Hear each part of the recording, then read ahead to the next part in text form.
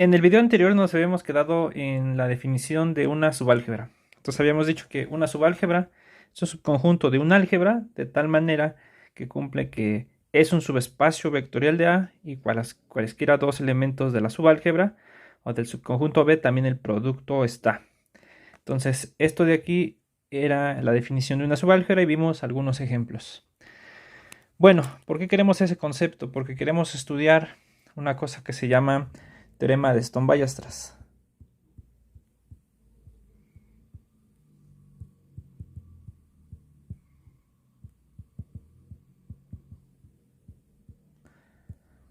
Que básicamente nos dice bajo qué condiciones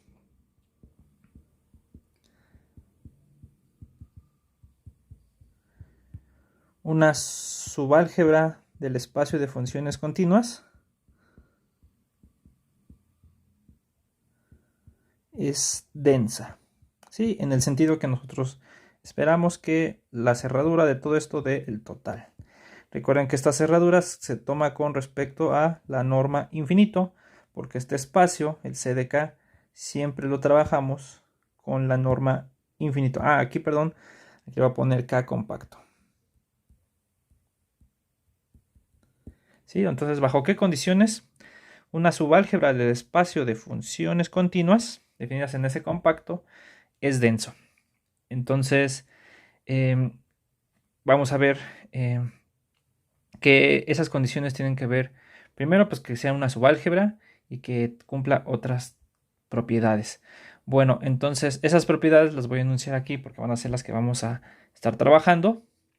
Y entonces, antes de probar el teorema, vamos a probar unos lemas porque la demostración es un poco larga de ese teorema de Stone-Weierstrass.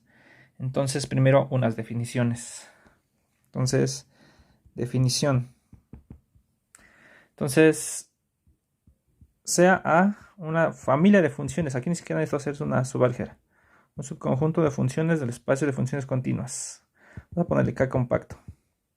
No, ni siquiera. Ni siquiera necesito que sea compacto. Sea A un subconjunto del espacio de funciones continuas definidas en K. Hasta le puedo poner en X. ¿Sí? Entonces decimos que la familia o subconjunto, lo que ustedes quieran, la familia de funciones A separa puntos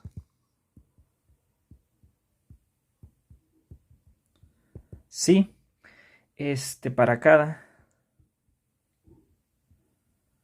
x1 distinto de x2 elementos en x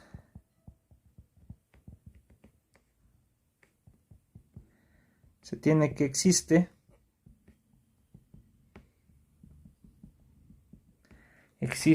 una función de la familia A de funciones tal que f de x1 es distinto de f de x2. ¿Está bien?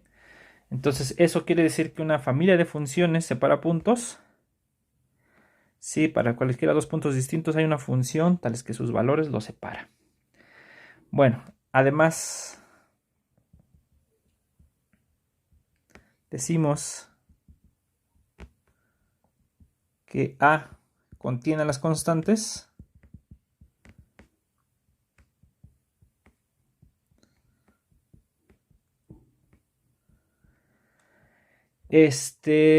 sí,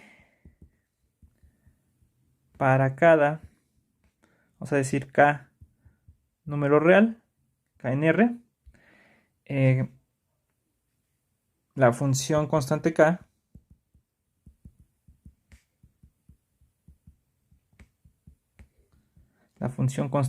es un elemento del álgebra, es un elemento de la familia, es un elemento de A, ¿sí? Entonces, decimos que una familia de funciones o subconjunto de funciones o subálgebra de funciones contiene las constantes, sí contiene a las funciones constantes, así tal cual, eso es. Bueno, Esas van a ser las condiciones que vamos a necesitar para que se dé el teorema de Stone-Weierstrass. Ahorita lo anotamos. Pero, por ejemplo, si ustedes tuvieran, si XD fuera un espacio métrico, fíjense que XD es un espacio métrico, ¿sí? Siempre hay una función definida en X que separa puntos. Si X1 es distinto de X2, ¿sí? Son dos puntos distintos de X.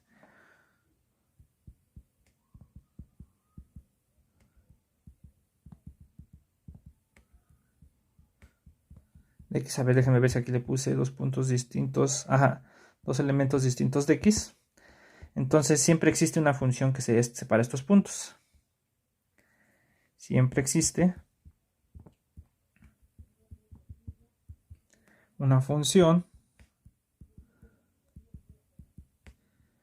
que separa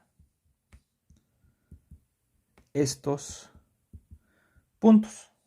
Sí, o sea, sí, es decir, que si fuera el espacio métrico, a los dos puntos siempre hay una función que separa estos puntos. Pues, ¿cuál es?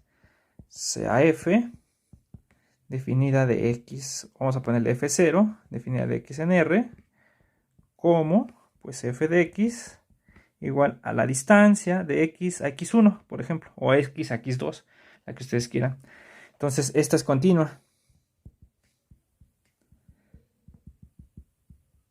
Recuerden que la distancia en valor absoluto de distancia de x a x1 menos distancia de y a x1 siempre es menor o igual que la distancia de x a y.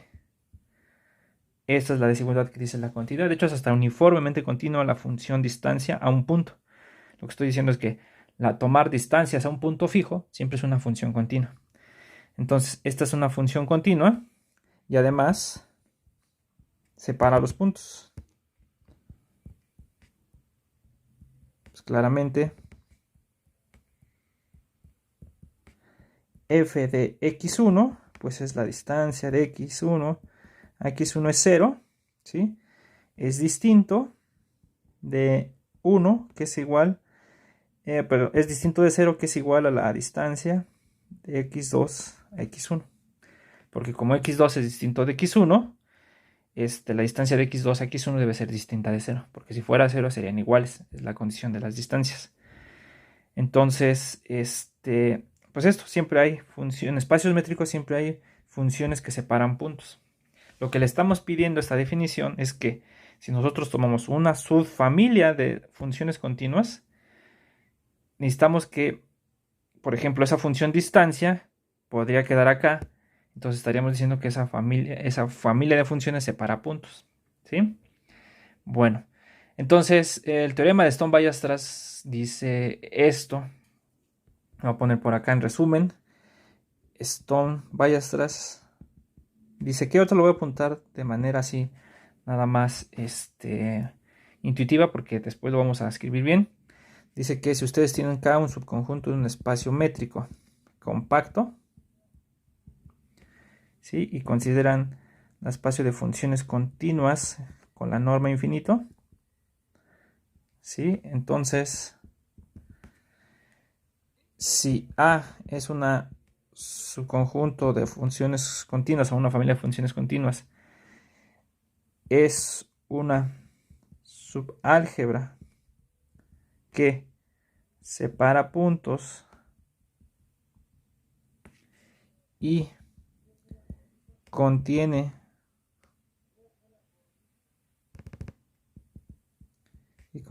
a las constantes. O sea, si cumple todo esto, que sea subálgebra, que separe puntos y que contiene a las constantes, entonces ahora sí podemos decir que es denso. Entonces la cerradura de A con respecto a la norma infinito es igual a las funciones continuas. Esto es lo que dice Stone-Weierstrass y esto es lo que vamos a probar, ¿sí? Nada más que para hacerlo primero tenemos que probar varios lemas para llegar a la conclusión. Es uno de los teoremas pues, principales de un curso de análisis en general de análisis, de los que deben de conocer, porque de aquí caen muchos ejemplos de funciones que son densas. De hecho, ustedes llegaron a conocer ejemplos de este tipo, que tienen como comportamiento parecido de subálgebras que pueden ser como densas. Ustedes ya conocen uno que es por los teoremas de Taylor.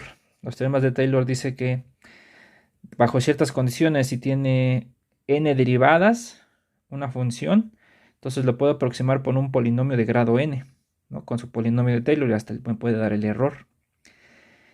Y esa aproximación es mediante convergencia uniforme. O sea que básicamente es como hablar aquí de un teorema de Taylor, pero el problema lo bueno del teorema de Taylor es que nos dice explícitamente, si yo doy una función continua con derivadas hasta cierto n, nos dice explícitamente qué polinomios se parecen. Nos dice la fórmula con los coeficientes de los polinomios de Taylor. Aquí no, aquí lo único que nos dice es que si yo doy una función acá, yo puedo encontrar un elemento de una sucesión que converja uniformemente a ese elemento. Por ejemplo, un ejemplo clásico va a ser los polinomios. Los polinomios van a cumplir esta propiedad de ser subálgebra, separar puntos y contienen las constantes.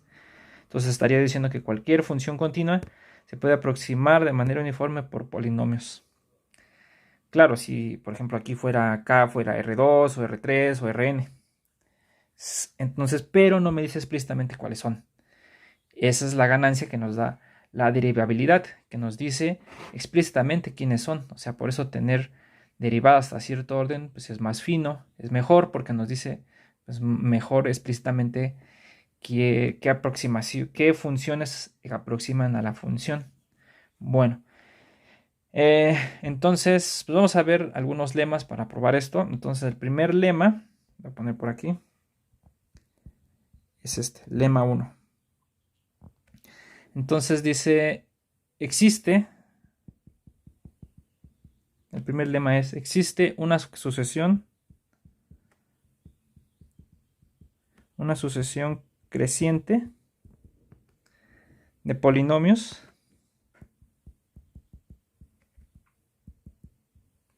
¿sí? Definidos en 0, 1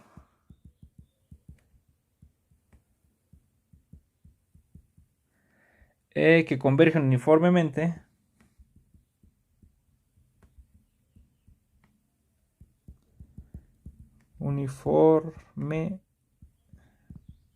a la función raíz de t. ¿Sí? Vamos a ponerle así. En 0, 1. ¿Está bien? Entonces vamos a hacer esta demostración. Entonces, básicamente la demostración va a ser explícita. Voy a dar quiénes son los polinomios. Más allá de que nos preocupemos por qué existen esos polinomios, ahorita no, vamos a concentrarnos nada más en que esos polinomios hacen lo que quiero. Porque al final lo único que voy a querer es que existan esos polinomios para continuar con la demostración. Entonces, pueden decir que, pero ¿dónde salió esto? Ahorita no nos preocupemos tanto por de dónde salió o cómo se les ocurrió a los que de donde saqué este texto para saber por qué dieron esos polinomios. Vamos a concentrarnos ahorita en hacer las cuentas y pues a lo mejor en otro momento tenemos tiempo de pensar por qué se les ocurrió esos polinomios. Entonces fíjense. Entonces definimos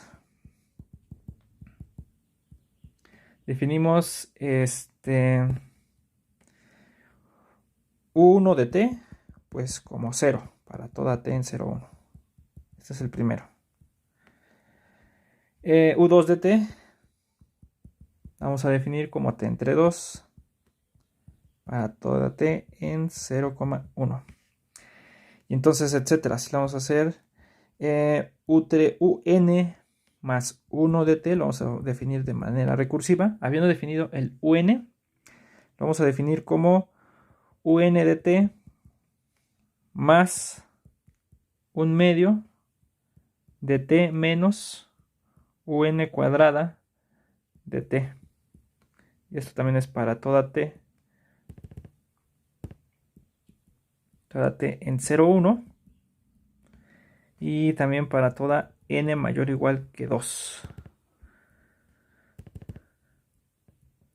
Entonces para n mayor o igual que 2 lo vamos a definir como un más 1 de t. Por ejemplo, el u3 de t va a ser u2 de t más un medio de t menos u2 cuadrada de t. Entonces este es el término enésimo. ¿Está bien? Entonces, si se dan cuenta, pues sí, sí salta la primera pregunta, pues, ¿cómo se les ocurrió esto? Entonces, pues vamos a evitar un poco eso y ahorita vamos a hacer simplemente las cuentas. Vamos a ver que esto jala. Entonces, lo que vamos a probar es lo siguiente.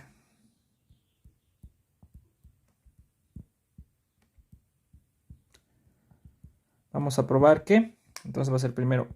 Lo primero vamos a probar es que todos estos son mayores o iguales que 0 y son menores o iguales que raíz de t para toda t en 0,1, así. Luego 2i. Entonces vamos a probar aquí que un de t es menor o igual que un más 1 de t para toda n y para toda t en 0,1. También vamos a probar esto. Y 3, perdón, vamos a probar que un de t converge puntualmente a raíz de t si n tiende a infinito.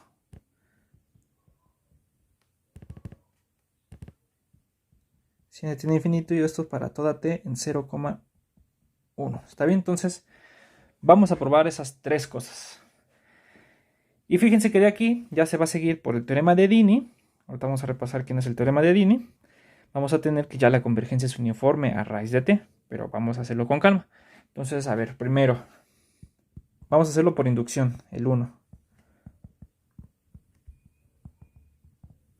Por inducción, entonces si n es igual a 0, pues es inmediato. Si n es igual a 1, perdón. Entonces, pues claramente u1 de t pues es la 0, y esto es menor o igual que raíz de t.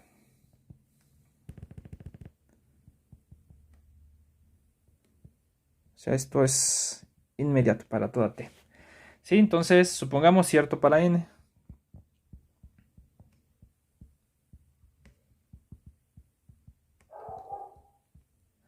Supongamos cierto para n. ¿Está bien?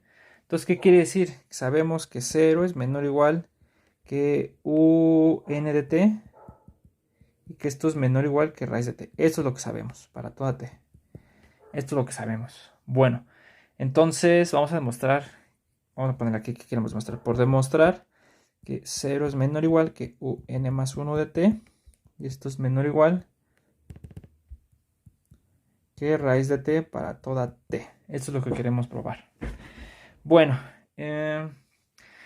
vamos a cambiarlo todavía. Por demostrar 0 es menor o igual que un de t por lo que vale un más 1. Nada más estoy cambiando por lo que vale un más 1, que es esto.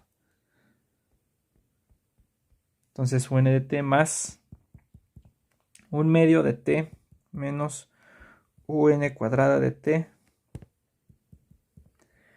Y yo quiero probar que esto es menor o igual que raíz de t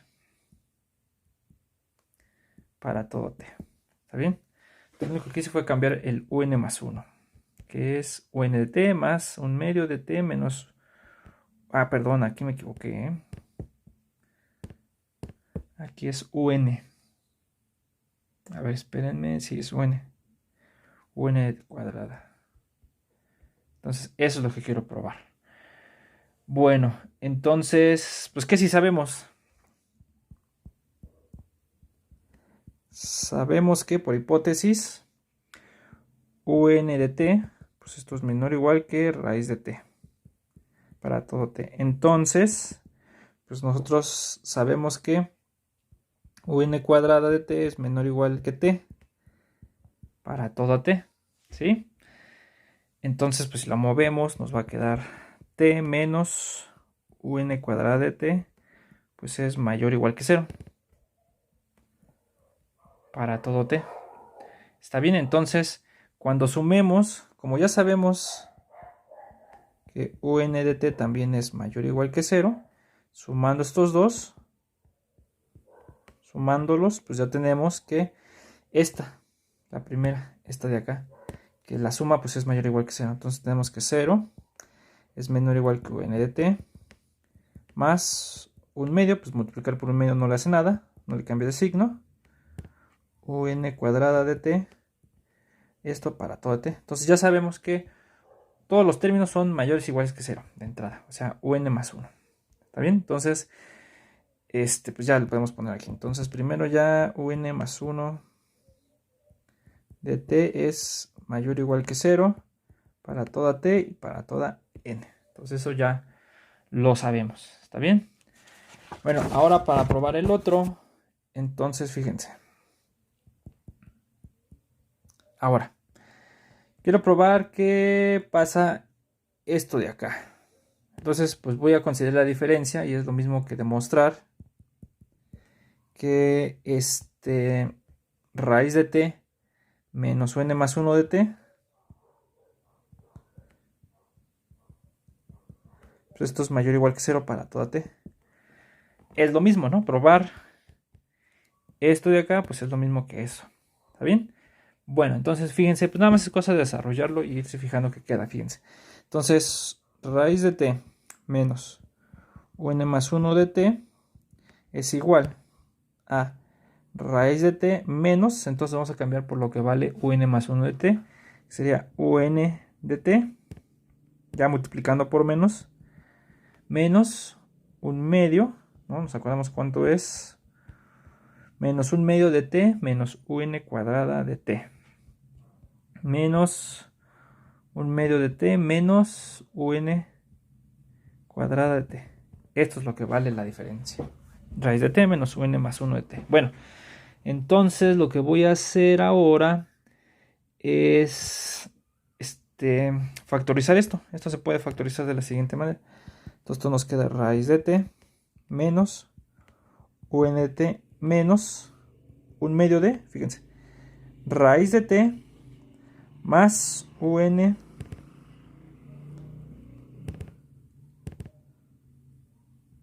de t por raíz de t menos un de t, así, tal cual. Pues es una factorización sencilla de esta parte de acá. ¿Y eso para qué? Para que podamos sacar factor común de estos dos, ¿se dan cuenta? Ahí lo puedo sacar, entonces esto es raíz de t menos un de t por 1 menos un medio de raíz de t más un de t, así tal cual. Entonces, de entrada, nosotros ya sabemos que este de acá es mayor o igual que 0.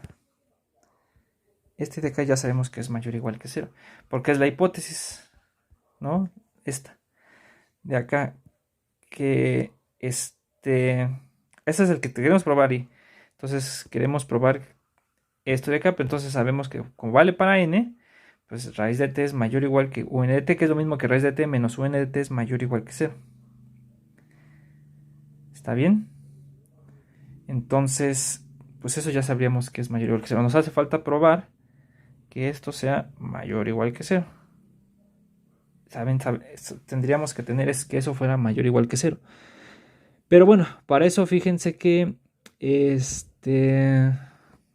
fíjense, le voy a poner aquí un simbolito para que me acuerde, ¿no? Ay, bueno, está muy feo ese. Entonces le voy a poner un simbolito. Bueno, entonces, fíjense. Vamos enfocados en probar nada más que esto es mayor o igual que 0. Pero fíjense. Entonces sabemos que 0 es menor o igual que raíz de t. En 0, 1, pues este comportamiento lo tiene. La raíz está entre 0 y 1 también. Y además, por hipótesis de inducción, tenemos que 0 es menor o igual que un de t. Y esto es menor o igual que raíz de t. Y esto es menor o igual que 1. Así tal cual, ¿no? Para toda t. ¿Sí? Entonces, pues ¿qué pasa si yo sumo ambos? Si sumo este y este, me va a quedar que 0 es menor o igual que raíz de t más un de t. Pues esto es menor o igual que 2, porque este es menor o igual que 1 y este es menor o igual que 1. Entonces, pues la suma en principio es menor o igual que 2. Entonces si yo paso el 1 medio, entonces me va a quedar que 0 es menor o igual que 1 medio por raíz de t más un de t. Pues esto es menor o igual que 1. ¿Sí? Y entonces cuando hago la diferencia, 1 menos 1 medio de raíz de t más un de t, pues esto es mayor o igual que 0. Y esto también para toda t. ¿Sí? Y entonces ya, fíjense que este es el que andaba yo buscando. 1 menos 1 medio de raíz de t más un de t. 1 menos 1 medio más raíz de t más un de t. Este es el que andaba buscando. Entonces, en esta parte, ya podemos decir, como esto es mayor o igual que 0 y esto es mayor o igual que 0, estos dos, entonces como el producto es mayor o igual que 0, entonces nos debe de quedar que el producto, donde está la carita, eso es mayor o igual que 0. ¿Está bien? Pero ese ¿dónde viene? Esto viene desde acá. Entonces, raíz de t. Entonces, raíz de t menos un más 1 de t, pues es mayor o igual que 0 para toda t. Ahí está, ¿no? Entonces, raíz de t menos un más 1 es mayor o igual que 0 para toda t. Y ya, entonces probamos el siguiente paso. Probamos que un más 1 de t es menor o igual que raíz de t para toda t. Entonces es cierto. Entonces es cierto la primera parte, el i. ¿Está bien? Entonces ya probamos esto de acá, ¿sí? Ahora vamos a probar que Ay, perdón por el sonido del carrito de los helados, creo. Entonces ahora queremos probar que las dos i, un de t es menor o igual que un más 1 de t. Bueno, entonces pues ese no es tan complicado. Porque fíjense, entonces, pues ¿quién es un más 1 de t? 2i. Entonces sea n y t en 0, 1.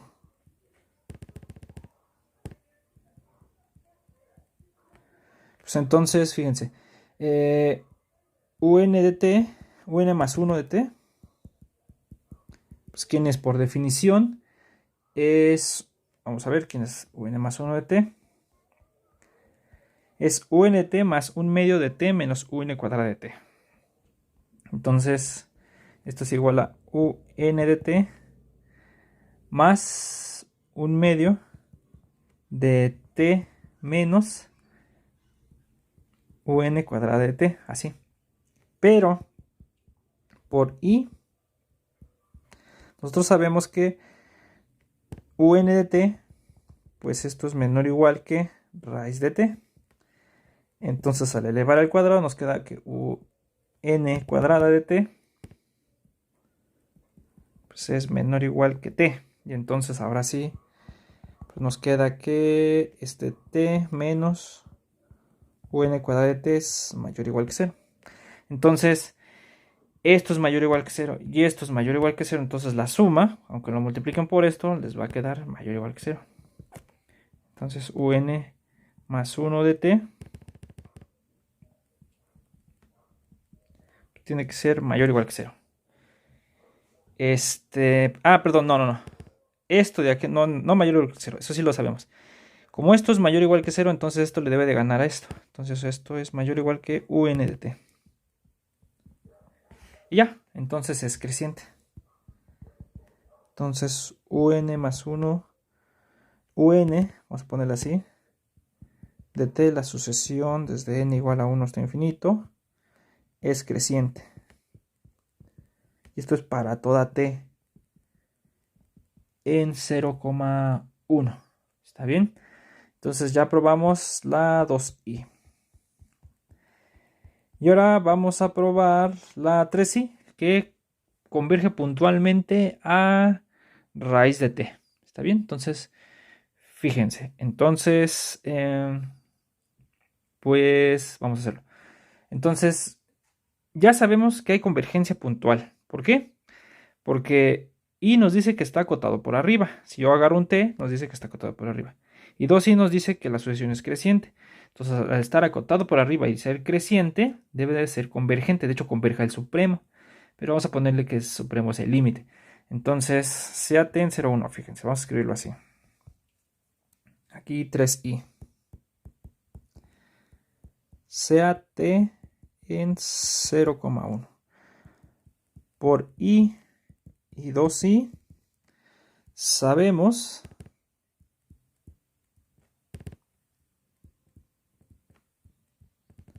que la sucesión un de t es acotada por arriba, de hecho por raíz de t, y es creciente. Entonces, el límite de un de t, cuando n tiene infinito, existe. Vamos a llamarle existe. Vamos a poner así, lt. Es el que existe. Existe. Este límite existe. Bueno, pues nada más hay que ver quién es este límite. Fíjense, el límite de un de t. Un de t pues es lo mismo que u, como está definido de manera recursiva, más un medio de t menos un cuadrada de t es igual a l de t, lt. Pero, pues si este existe, pues este existe y este existe. Entonces yo lo puedo meter. Entonces me queda que el límite de este es lt más un medio de t menos lt al cuadrado. Entonces nos queda. Entonces sacando, cuando n sea infinito, nos va a quedar que este es lt más un medio de t más un medio de t menos lt al cuadrado es igual a lt. Está bien, entonces pues resolvemos esto y aquí pues, cancelamos esto y nos queda que un medio de t es menos lt al cuadrado es igual a 0 y entonces nos queda que lt al cuadrado pues es igual a t y entonces lt es igual a más menos raíz de t, pero lt tiene que ser mayor o igual que 0 porque todos estos, el término enésimo siempre es mayor o igual que 0. Ah, perdón, aquí se me pasó aquí ponerle n más 1.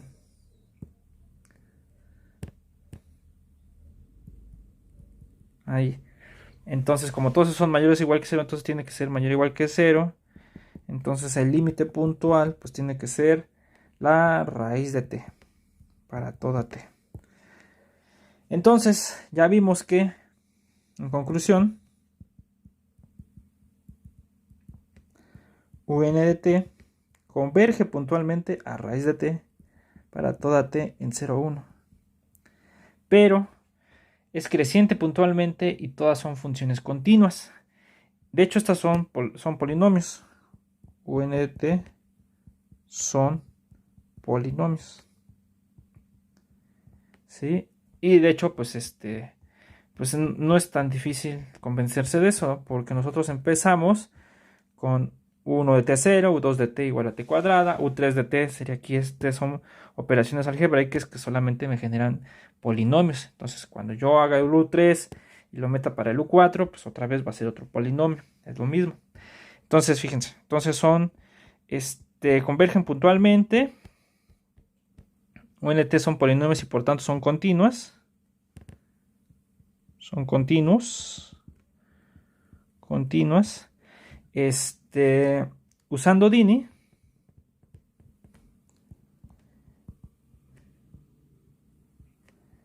El teorema de Dini.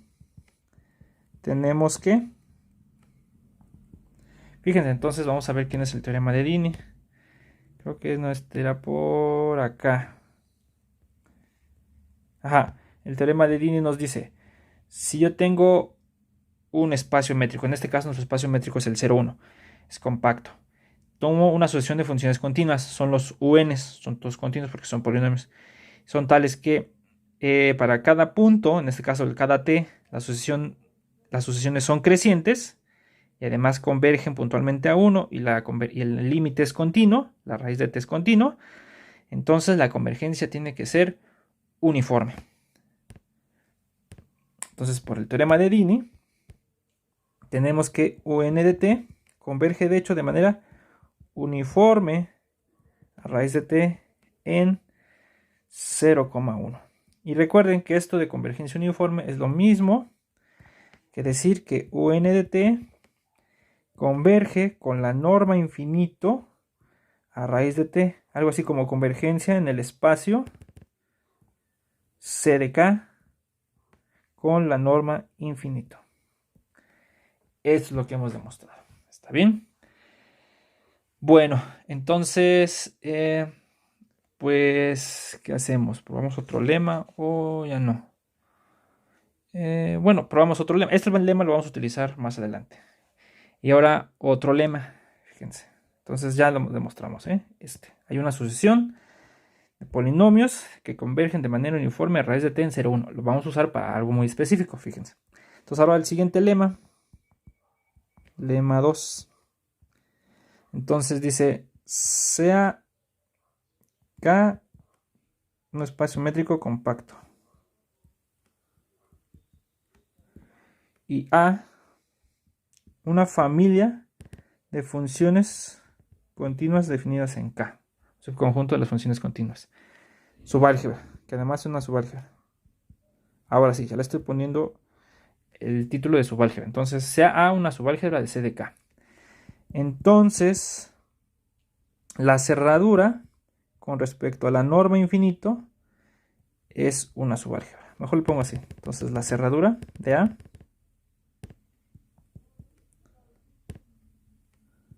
es una subálgebra también de C de K. ¿Sí? Recuerdan aquí que aquí el espacio de las funciones continuas con la norma infinito se considera, bueno, definidas en un compacto K se considera con la norma infinito. Entonces la cerradura aquí la estoy considerando con respecto a la norma infinito. ¿Está bien? Bueno, en realidad no es difícil este lema porque, pues primero, pues es un subespacio. 1, el 0 está en la cerradura. Pues esto es inmediato, pues como A es un subespacio, el 0 está en A y este está contenido en la cerradura. ¿Está bien? Entonces el 0 está ahí.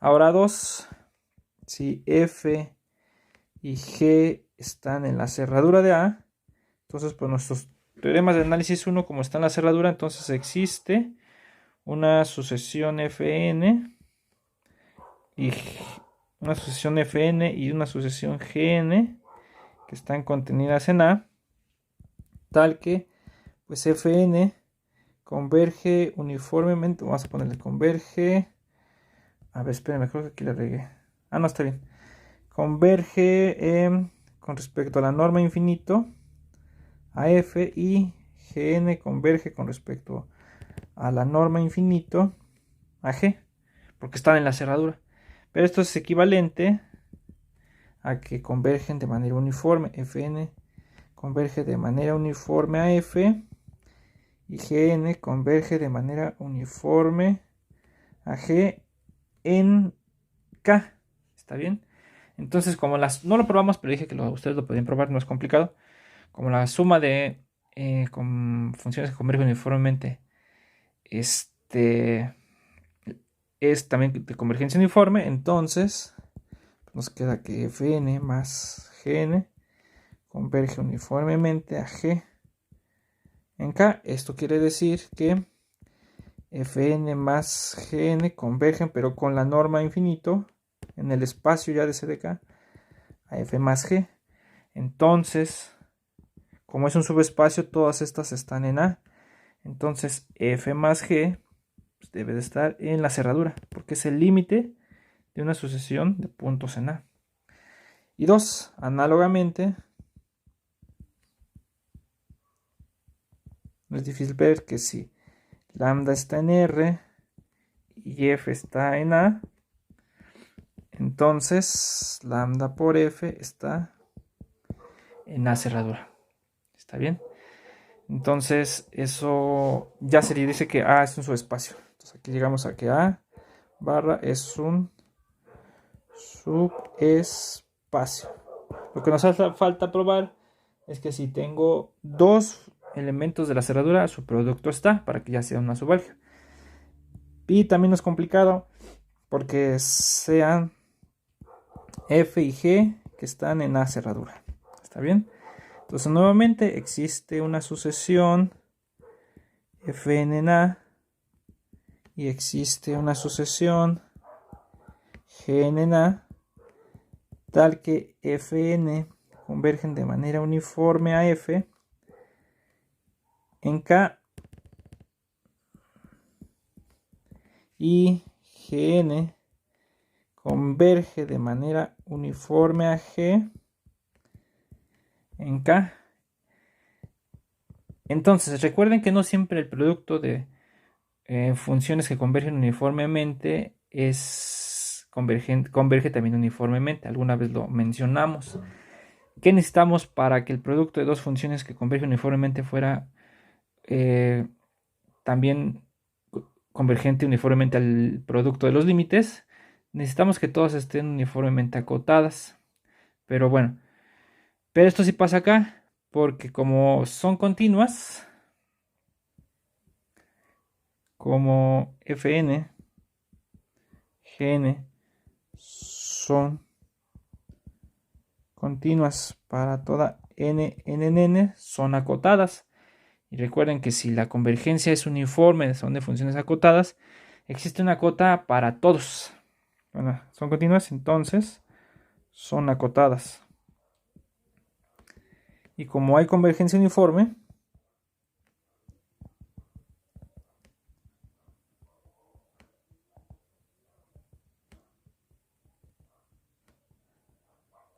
entonces existe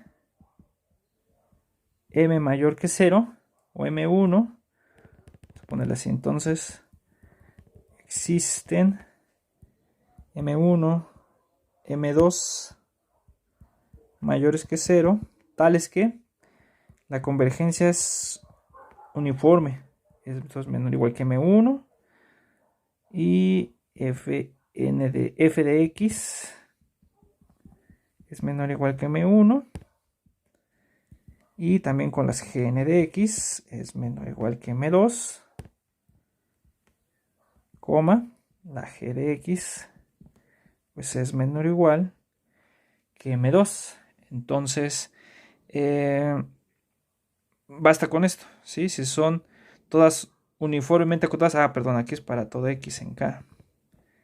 Aquí para toda x en k y también para toda n. O sea, lo que estoy diciendo es que la cota sirve para todos los n y todos los x. Y como hay convergencia uniforme, entonces esta condición nos asegura que el producto entonces también va a converger uniformemente al producto de los límites. Entonces Fn por Gn converge uniformemente a F por G. No sé si ya lo probaron. Lo voy a checar. Si no, pues se los pongo ahí. ¿Pero esto qué quiere decir? Pues esto quiere decir que Fn por Gn en realidad es lo mismo a decir que convergen con la norma infinito a F por G. Entonces, F por G está en la cerradura. Como hace una subálgebra, todos estos están en A para toda n. Bueno, le borro. Entonces, todos esos están en A. Entonces, el producto estaría ya en A cerradura, porque es el límite de una sucesión de puntos acá, que son exactamente estos. Y ya, entonces tenemos pues todas. Es un subespacio, además el producto de 2 está ahí. Concluimos que la cerradura es una subálgebra de C de K. Y eso también lo vamos a usar. Entonces, si hace una subálgebra, la cerradura también es una subálgebra. Bueno, entonces hasta aquí vamos a dejar el video. Todavía nos faltan otros dos lemas para probar el lema de Stone-Weierstrass, pero ya probamos estos dos. Recuerden, hay una sucesión de funciones continuas que son polinomios que convergen a raíz de t. Que son polinomios que convergen a raíz de t. Que si tengo ya A una subálgebra, entonces la cerradura también es una subálgebra. Son los dos teoremas que vimos hoy. En la siguiente sesión vemos los otros dos teoremas necesarios para probar el teorema de Stone-Ballester. A lo mejor lo alcanzamos a probar. Bueno, entonces aquí detenemos el video. Nos vemos en el siguiente. Bye.